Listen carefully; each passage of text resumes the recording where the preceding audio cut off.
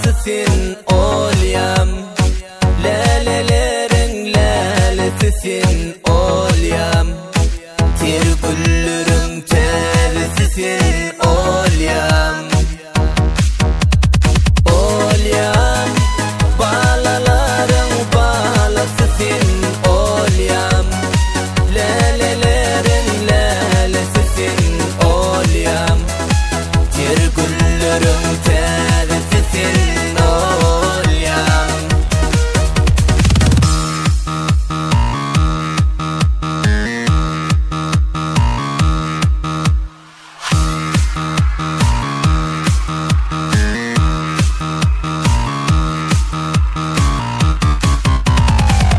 Yaradıptır evi zallam taykimin.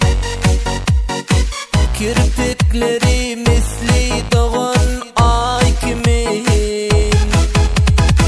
Kapsadım kocama misli gül kimin.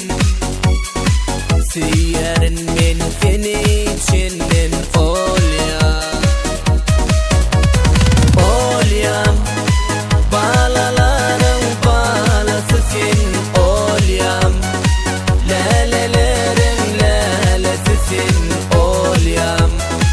Tirgüllürün tedesisin olyam.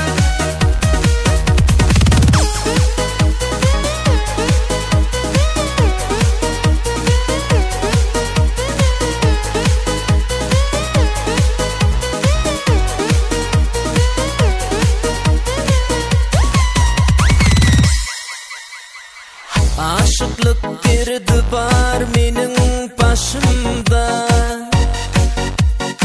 Yatsam tursam hıyalimda, huşumda. Ne günlere salyan civan yaşımda. Süyerin men seni içinden olyam.